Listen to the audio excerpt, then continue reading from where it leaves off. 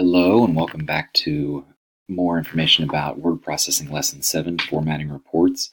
In this video we're going to learn how to format reports in Microsoft Word, similar to what we did in Google Docs. There are obviously some differences, and that's what we're going to go over here. So first of all, we need to add space after paragraphs, just like we did in Google Docs. So let's Command A. That'll select the entire document. But adding space after paragraphs is very different here. So we're going to go to the line spacing button, and we're going to go to line spacing options.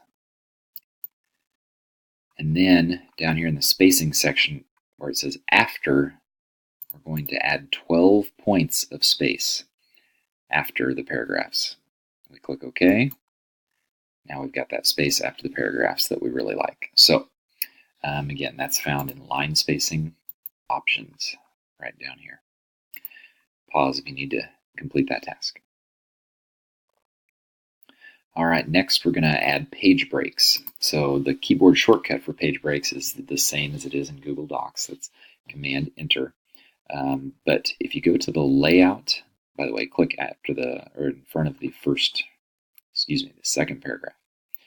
If you go to the layout tab, there's a button right here for breaks. So if you click on that, you're going to see a bunch of different types of breaks. Right now, again, we're just worried about a page break. Again, that's in layout, breaks, page. So that's going to leave one paragraph on the first page, everything else on the second. And then on the second page, let's click in front of that paragraph right there. And let's add a page break there. So you now have a 3-page document. One paragraph on the first 2 pages, then 3 paragraphs on the last page. Pause to complete.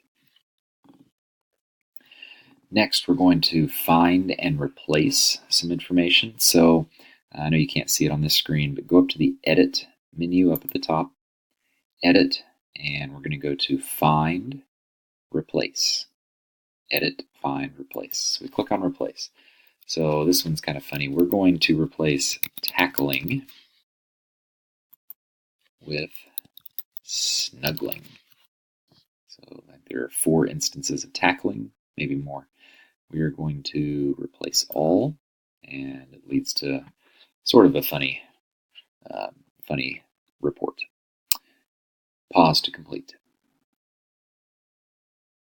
All right, once you're done with that, go ahead and close this pane over here. And next we're going to insert some hyperlinks. So let's go up to the first paragraph. And let's select Virginia Tech. Virginia Tech. So we're going to go up to the Insert menu. Again, I know you can't see Insert, but click on Insert up there. And insert hyperlink. Keyboard shortcut is Command K, just like in Google Docs. So at this point, we can type in anything. I don't know what Virginia Tech's website is, but let's just go to si.com. That will take us to sportsillustrated.com. Click OK. And now if you click on that link, it will take you to si.com. Pause to complete. Let's go down to the second page.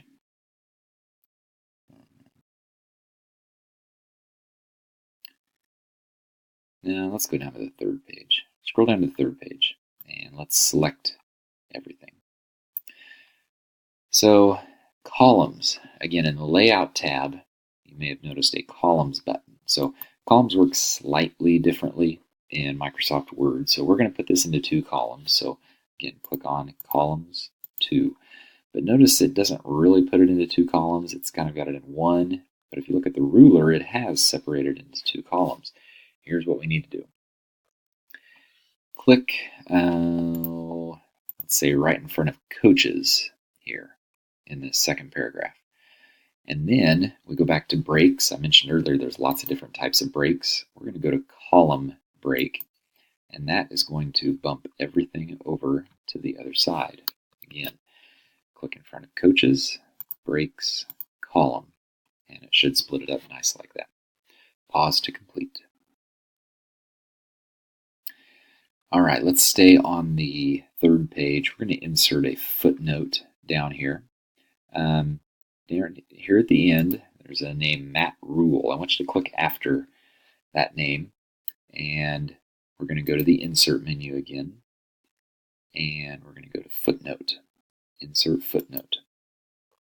So this dialog box will come up. Yes, we want them to fit at the bottom of the page. Yes, we want 1, 2, 3. So we click on Insert. So they got a footnote down here. There's also one after that coach's name. So we're going to type, he is now the coach at Baylor University. Pause to complete. Okay, next we're going to talk about headers and footers and page numbers.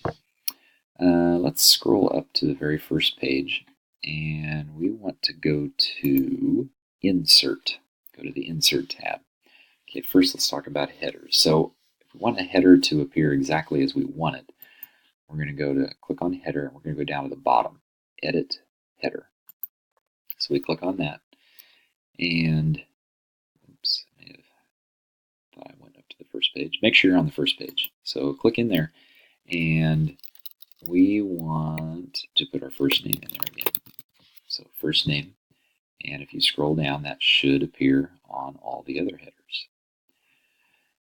However, if we want a different first page, right up here, there's a checkbox for different first page. We can click on that. Now type your last name and first name. Your first name should still appear on the other pages. Pause to complete. All right. Footers would work the same. I'm not going to worry so much about footers right now. But let's go ahead and close the header and footer and go back to Insert. Tell you what, let's go into Footer and Edit Footer and go back. Oh, on this tab, we should be able to find the page number tab or page number button. So we can click on there, page number, and you can align it left, center, right. I wouldn't worry about inside or outside, but let's keep it on the right. We do want to show a number on the first page, and we click OK. So now we have page numbers down here. Page 3 is 3, 2 is 2.